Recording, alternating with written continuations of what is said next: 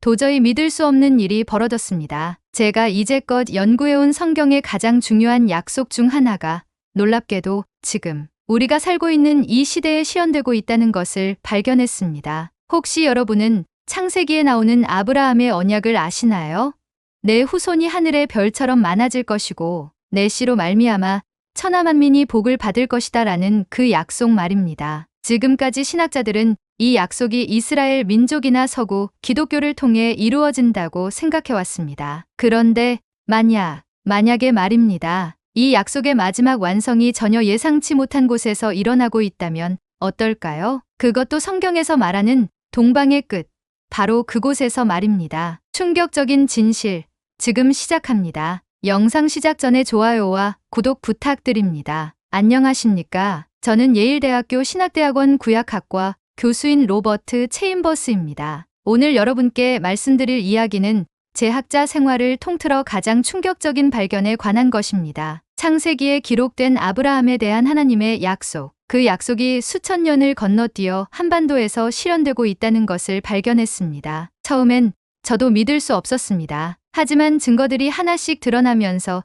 이것이 단순한 우연이 아니라는 확신이 들기 시작했습니다. 아브라함의 후손이 별처럼 많아지고 열방의 복이 될 것이라는 그 약속이 동방 끝 땅에서 지금도 살아 숨 쉬고 있습니다. 믿기 어려우시겠지만 이것은 제가 평생을 바쳐 연구한 결과입니다. 저는 프린스턴 신학교에서 박사 학위를 받고 예일대학교에서 27년간 고대 히브리어와 구약 성경을 연구해온 학자입니다. 특히 아브라함 언약에 대한 연구로 국제적인 인정을 받았죠. 학문적 엄격함을 생명처럼 여기며 살아왔습니다. 그런 제가 왜 이런 파격적인 주장을 하게 됐는지 궁금하실 겁니다. 사실 저 역시 서구 중심적 사고에 갇혀 있었습니다. 아브라함의 언약은 당연히 중동 지역과 서구 문명을 통해 실현된다고 생각했거든요. 하지만 지난 4년간의 연구를 통해 제 모든 확신이 흔들리기 시작했습니다. 학자로서의 양심과 진실에 대한 갈망이 저를 이 놀라운 발견으로 이끌었습니다. 이제 그 여정을 여러분과 함께 나누고자 합니다. 모든 것은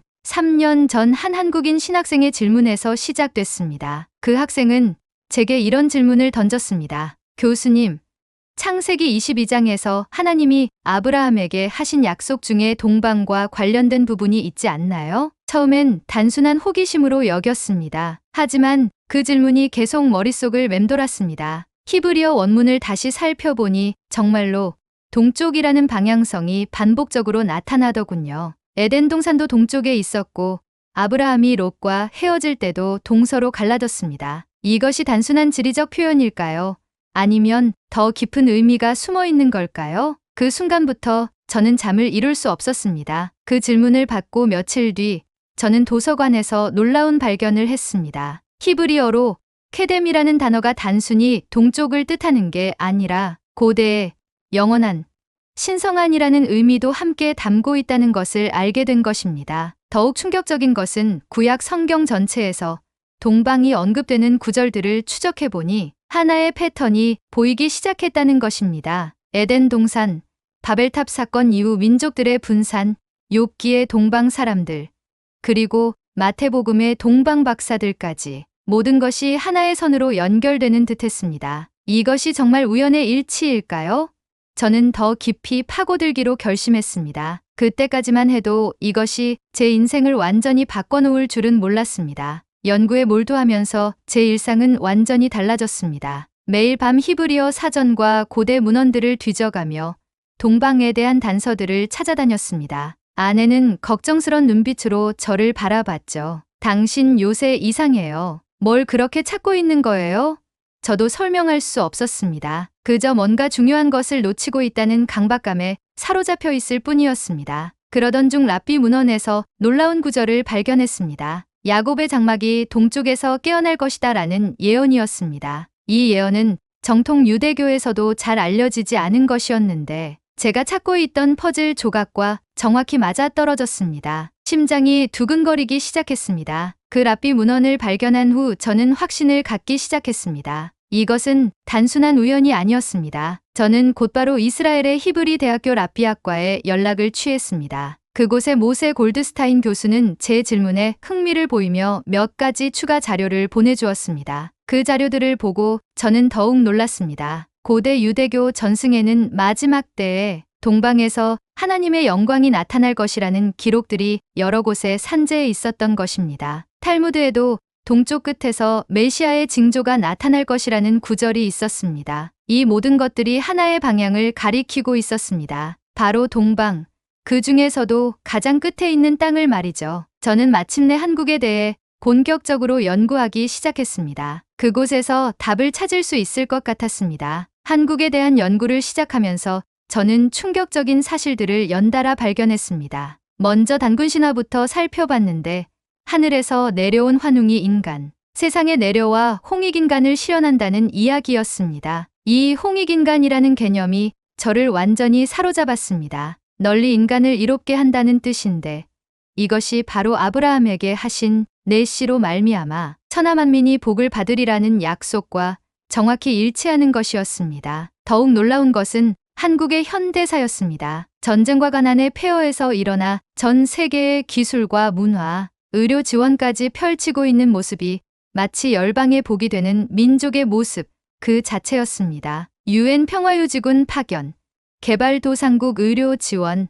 K-팝과 한류를 통한 문화 전파까지 이 모든 것이 우연일 수는 없었습니다. 이런 발견들이 계속되면서 저는 심각한 내적 갈등에 빠졌습니다. 서구 중심적 신학 교육을 받은 저에게 이런 생각은 받아들이기 어려운 것이었습니다. 동료 교수들과 이 주제를 논의할 때마다 회의적인 시선을 받았습니다. 체인버스 교수, 너무 성급한 결론 아닌가요? 동양 신비주의에 빠진 건 아닙니까? 이런 말들이 저를 괴롭혔습니다. 밤마다 잠들지 못하고 뒤척였습니다. 정말 제가 잘못 생각하고 있는 건 아닐까요? 하지만 증거들은 계속 쌓여갔습니다. 한국전쟁 당시 16개국이 참전에 도왔던 그 나라가 지금은 전 세계 곳곳에서 평화유지군으로 활동하고 있었습니다. 받은 것보다 더 많이 주는 나라가 된 것입니다. 이것이 바로 아브라함 언약의 실현이 아닐까요? 저는 더 이상 이 생각을 떨쳐버릴 수 없었습니다. 학자로서의 양심이 저를 진실 앞으로 밀어붙이고 있었습니다. 그러던 중 결정적인 순간이 찾아왔습니다. 한국의 기독교 역사를 조사하던 중 놀라운 사실을 발견한 것입니다. 한국은 선교사들이 복음을 전해준 나라였는데 불과 100여 년 만에 세계 선교의 중심지 중 하나가 되었다는 것입니다. 현재 한국에서 파송된 선교사 수가 미국 다음으로 많다는 통계를 보고 저는 전율했습니다. 받은 복음을 다시 온 세상에 전하는 나라가 된 것입니다. 더욱 충격적인 것은 한국 기독교의 특성이었습니다. 새벽 기도, 금식 기도, 철야 기도 등 다른 나라에서는 찾아보기 힘든 열정적인 신앙의 모습들이 있었습니다. 마치 하나님과의 언약을 온 몸으로 살아내는 민족 같았습니다. 그 순간 저는 깨달았습니다. 이것이 바로 하늘의 별처럼 많은 자손의 의미일 수도 있다는 것을. 숫자가 아니라 하나님을 향한 뜨거운 마음들이 별처럼 반짝이고 있는 것은 아닐까요? 이 모든 발견들이 한 점으로 모이면서 저는 한 가지 결정을 내렸습니다. 직접 한국에 가보기로 한 것입니다. 이론과 문헌 연구만으로는 한계가 있었습니다. 그 땅을 밟고 그 사람들을 만나야만 진실을 확인할 수 있을 것 같았습니다. 2023년 봄, 저는 생애 처음으로 한국 땅을 밟았습니다. 인천공항에 내리는 순간부터 뭔가 다른 기운을 느꼈습니다. 서울 시내를 돌아보며 저는 놀랐습니다. 불과 70년 전 폐허였던 이 땅이 이렇게 발전할 수 있었던 원동력이 무엇일까요? 한국 사람들을 만나면서 더욱 확신이 들었습니다. 그들에게는 남을 위해 희생하는 마음, 공동체를 생각하는 정신이 자연스럽게 배어 있었습니다. 지하철에서 노인에게 자리를 양보하는 젊은이들, 어려운 이웃을 위해 나누는 문화, 이 모든 것이 홍익인간 정신의 현대적 실현처럼 보였습니다. 한국 체류 중 가장 결정적인 순간이 찾아왔습니다. 서울의 한 대형 교회 새벽 예배에 참석하게 된 것입니다. 새벽 5시 수천 명의 사람들이 기도하는 모습을 보며 저는 완전히 압도당했습니다. 그들의 기도 소리가 마치 하늘에 닿을 듯 뜨겁고 간절했습니다. 통역을 도와주던 한국인 목사님이 한 할머니의 기도 내용을 전해주셨는데, 하나님, 우리나라를 통해 온 세계가 복받게 해주세요 라고 간구하고 계셨다는 것입니다. 바로 그 순간이었습니다. 저는 아브라함이 받은 그 약속이 살아있음을 온몸으로 느꼈습니다. 이 민족이 정말로 열방의 복이 되기를 간구하고 있었던 것입니다. 예배 후 통역을 통해 그 할머니와 대화를 나눴는데 한국전쟁 당시 도움받은 것을 잊지 않고 지금도 아프리카와 동남아시아 선교를 위해 기도하고 후원한다고 하셨습니다. 받은 은혜를 더 큰 사랑으로 세상에 나누어주는 모습이었습니다. 한국에서 돌아온 후 저는 완전히 다른 사람이 되어 있었습니다. 그동안의 연구 결과를 정리하면서 놀라운 패턴을 발견했습니다. 아브라함이 받은 축복의 내용들이 현재 한국의 모습과 하나씩 일치하고 있었던 것입니다. 하늘의 별과 같이 많은 후손, 한국의 높은 기독교 인구 비율과 선교 열정, 바다의 모래와 같이 많은 후손, 세계 각지로 뻗어나가는 한류와 기술 전파, 내 원수의 성문을 차지하리라, 분단과 전쟁의 아픔을 딛고 평화의 메신저가 된 현실, 내 씨로 말미암아 천하만민이 복을 받으리라. 전 세계에 펼치고 있는 인도적 지원과 기술 협력, 이 모든 것이 우연의 일치일 수는 없었습니다. 더욱 놀라운 것은 한국의 지리적 위치였습니다. 성경에서 말하는 동방의 끝, 바로 그곳에 위치해 있었던 것입니다. 저는 더 이상 의심할 여지가 없었습니다. 하지만 이런 확신과 함께 깊은 갈등이 시작됐습니다. 제가 평생 배우고 가르쳐온 서구 중심의 신학 체계가 흔들리기 시작한 것입니다. 정말로 하나님의 구원 계획이 서구 문명을 넘어서 동방으로 확장되고 있는 걸까요? 제 학문적 정체성 자체가 위기에 처한 느낌이었습니다. 동료 교수들과의 관계도 어색해졌습니다. 학과 회의에서 제 연구 방향에 대한 우려의 목소리들이 나오기 시작했습니다. 체임버스 교수의 최근 연구가 너무 추상적이지 않나요? 객관적 근거가 부족한 것 같습니다. 이런 말들이 저를 괴롭혔습니다. 정말 제가 학자로서의 객관성을 잃고 있는 건 아닐까요? 아니면 진실에 가까워지고 있는 걸까요? 밤마다 이런 생각들이 저를 잠들지 못하게 했습니다. 하지만 한국에서 본 그 간절한 기도들, 그 뜨거운 믿음들을 잊을 수가 없었습니다. 그러던 중 예상치 못한 일이 벌어졌습니다. 제 연구에 대해 회의적이던 동료 교수 중 한 명인 마이클 톰슨 교수가 저를 찾아온 것입니다. 그는 고대사 전문가로 평소 제 연구를 가장 강하게 비판하던 사람이었습니다. 로버트, 자네 연구에 대해 다시 생각해봤네. 그의 첫 마디가 저를 놀라게 했습니다. 그는 최근 고대 실크로드 연구를 하면서 흥미로운 사실을 발견했다고 했습니다. 고대 페르시아와 중국을 잇는 교역로에서 유대인 공동체들이 동쪽으로 계속 이동했다는 고고학적 증거들을 찾은 것입니다. 혹시 자네 말대로 아브라함의 후손들이 정말 동쪽으로 이동했을 가능성이 있을지도 모르겠네. 그의 이런 말에 저는 가슴이 두근거렸습니다. 제가 혼자만의 망상에 빠진 게 아니었던 것입니다. 하지만 동시에 더 큰 책임감도 느꼈습니다. 이제 정말로 이 연구를 끝까지 해야겠다는 결심이 섰습니다. 톰슨 교수의 지지를 받은 후 저는 더욱 깊이 연구에 몰두했습니다. 하지만 그와 동시에 제 내면에서는 격렬한 감정의 충돌이 일어나고 있었습니다. 한편으로는 진실에 가까워지고 있다는 흥분감이, 다른 한편으로는 평생의 신념이 무너지는 두려움이 교차했습니다. 어느 날 밤 연구실에서 혼자 히브리어 원문을 읽다가 갑자기 눈물이 쏟아졌습니다. 창세기 22장 17절 내가 내게 큰 복을 주고 내 씨가 크게 번성하여 하늘의 별과 같고 바닷가의 모래와 같게 하리니라는 구절을 읽는 순간이었습니다. 이 약속이 정말로 한반도에서 이루어지고 있다는 확신이 온몸을 관통했습니다. 서구 중심적 사고에 갇혀 있던 제 자신이 부끄러웠습니다. 하나님의 계획은 우리가 생각하는 것보다 훨씬 크고 놀라운 것이었습니다. 그 순간 저는 더 이상 망설일 수 없었습니다. 이 진실을 세상에 알려야 한다는 사명감이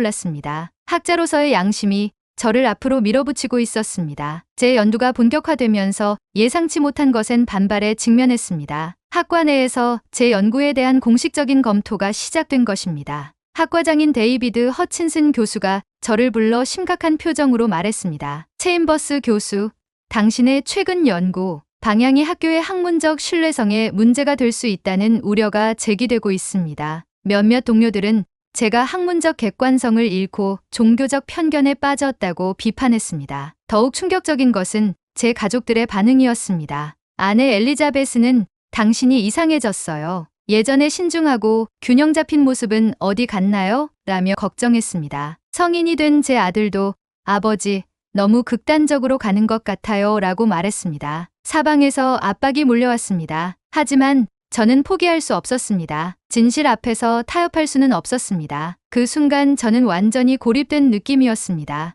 모든 것을 잃을 각오를 해야 하는 기로에 서 있었습니다. 이제 저는 선택의 기로에 서 있었습니다. 학문적 안정성을 택할 것인가? 아니면 제가 발견한 진실을 끝까지 추구할 것인가? 학과에서는 제게 연구 방향을 수정하라는 압력을 가했습니다. 좀 더 전통적이고 검증된 연구 주제로 돌아가시는 게 어떨까요? 하지만 저는 그럴 수 없었습니다. 한국에서 본 그 뜨거운 기도들, 세계 곳곳에서 펼쳐지고 있는 한국의 선교와 봉사 활동들, 이 모든 것이 아브라함 언약의 실현이라는 확신을 버릴 수 없었습니다. 어느 날 저녁 연구실에서 혼자 고민하고 있을 때 문득 아브라함의 모습이 떠올랐습니다. 그도 고향과 친족을 떠나 하나님의 부르심에 순종해야 했습니다. 모든 것이 불확실한 상황에서도 믿음으로 걸어갔습니다. 저 역시 그런 선택을 해야 하는 순간이었습니다. 안전한 길을 택할 것인가? 아니면 진실을 향해 모험을 감행할 것인가? 제 학자 인생의 가장 중요한 결정이었습니다. 바로 그때 놀라운 일이 벌어졌습니다. 이스라엘 히브리 대학교의 골드스타인 교수로부터 긴급한 연락이 온 것입니다. 그는 흥분된 목소리로 말했습니다. 체임버스 교수님, 당신이 찾던 결정적 증거를 발견했습니다. 그가 보내온 자료는 저를 완전히 놀라게 했습니다. 최근 발굴된 고대 유대교 회당 유적에서 발견된 모자이크 벽화의 동방을 가리키는 화살표와 함께 히브리어로 케뎀의 땅에서 빛이 일어나리라는 문구가 새겨져 있었던 것입니다. 더욱 놀라운 것은 그 연대였습니다. 기원 후 3세기경으로 추정되는 이 유적은 초기 기독교 시대에 이미 유대인들 사이에서 동방에 대한 특별한 기대가 있었음을 보여주는 결정적 물증이었습니다. 골드스타인 교수는 계속 말했습니다. 이것은 단순한 지리적 표현이 아닙니다. 메시아적 기대와 연결된 예언적 의미입니다. 그 순간 저는 제 연구가 결코 허망한 것이 아니었음을 확신했습니다. 고대로부터 내려온 하나님의 계획이 지금 우리 시대에 실현되고 있었던 것입니다. 더 이상 주저할 이유가 없었습니다. 골드스타인 교수의 발견은 저에게 마지막 확신을 주었습니다. 저는 모든 반대를 무릅쓰고 제 연구 결과를 공개하기로 결심했습니다. 2024년 가을 예일대학교 대강당에서 아브라함 언약의 동방적 실현, 한민족과 성경 예언이라는 제목으로 특별 강연을 열었습니다. 강당은 만석이었습니다. 회의적인 시선들이 저를 향해 쏟아졌지만 저는 흔들리지 않았습니다. 여러분, 오늘 저는 30년 학자 생활의 결정체를 여러분 앞에 펼쳐놓고자 합니다. 강연이 시작되자 강당은 조용해졌습니다. 저는 체계적으로 증거들을 제시했습니다. 히브리어 원문 분석부터 고고학적 발견, 현대 한국의 놀라운 변화까지 1시간 반 동안 이어진 강연 동안 청중들의 표정이 서서히 바뀌는 것을 느꼈습니다. 회의에서 놀라움에서 깊은 사색으로 강연이 끝나자 잠시 정적이 흘렀습니다. 그리고 한 명씩, 두 명씩 박수가 터져 나오기 시작했습니다. 마침내 강당 전체가 기립박수로 화답했습니다. 그 순간 저는 알았습니다. 진실은 결국 사람들의 마음을 움직인다는 것을. 강연 이후의 반응은 제 예상을 뛰어넘었습니다. 전 세계 신학자들로부터 연락이 쏟아져 들어왔습니다. 독일의 튜빙겐 대학교, 영국의 더럼 대학교, 심지어 바티칸의 성서위원회에서까지 제 연구에 대한 관심을 표명했습니다. 하지만 가장 감동적인 것은 한국에서 온 반응이었습니다. 서울의 한 목사님이 보낸 편지에는 이런 내용이 있었습니다. 교수님의 연구를 통해 우리 민족이 하나님의 특별한 계획 안에 있다는 것을 깨달았습니다. 이제 더욱 겸손한 마음으로 세계를 섬기겠습니다. 이 편지를 읽으며 저는 눈물을 흘렸습니다. 제 연구의 진정한 목적이 바로 이것이었습니다. 한 민족을 높이려는 것이 아니라 하나님의 크신 계획을 깨닫게 하는 것이었습니다. 그 순간 저는 제 평생의 사명을 발견했습니다. 아브라함의 언약이 어떻게 현재까지 이어져 오고 있는지, 그리고 앞으로 어떻게 완성될 것인지를 연구하고 알리는 것 말입니다. 지금 돌이켜보면 이 모든 여정이 하나님의 인도하심이었다는 생각이 듭니다. 한국인 신학생의 작은 질문에서 시작된 이 연구가 제 인생을 완전히 바꿔놓았습니다. 현재 저는 동방언약연구소를 설립하여 세계 각국의 학자들과 함께 이 주제를 더 깊이 연구하고 있습니다. 무엇보다 중요한 것은 이 연구를 통해 깨달은 진리입니다. 하나님의 계획은 인종이나 지역을 초월한다는 것입니다. 아브라함의 언약은 단순히 한 민족만을 위한 것이 아니라 온 인류를 위한 축복의 통로였습니다. 한국이 그 통로 역할을 하고 있다는 것은 놀라운 특권이지만 동시에 큰 책임이기도 합니다. 제가 한국에서 만난 그 할머니의 기도처럼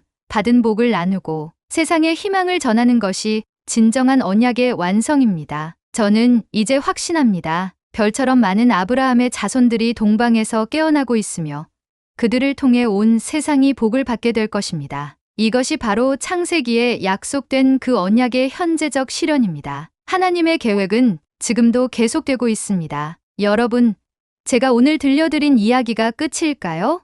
아닙니다. 이것은 시작일 뿐입니다. 수천 년 전 아브라함에게 하신 그 약속이 지금 이 순간에도 살아 숨쉬고 있습니다. 한반도라는 작은 땅에서 시작된 기적들이 온 세상으로 퍼져나가고 있습니다. K-팝을 통해 희망을 전하는 젊은이들, 아프리카 오지에서 우물을 파주는 의료진들, 동남아시아에서 복음을 전하는 선교사들, 이 모든 것이 아브라함 언약에 살아있는 증거입니다. 혹시 여러분 중에 한국계이신 분이 계신다면 여러분은 단순히 우연히 그 땅에서 태어난 것이 아닙니다. 여러분에게는 세상을 축복하라는 특별한 사명이 있습니다. 그리고 한국계가 아니신 분들도 마찬가지입니다. 우리 모두는 아브라함의 영적 후손으로서 이 축복의 사명에 동참할 수 있습니다. 제가 마지막으로 전하고 싶은 메시지는 이것입니다. 하나님의 약속은 결코 빈 말씀이 아닙니다. 그 약속은 지금도 이루어지고 있으며 앞으로도 계속될 것입니다.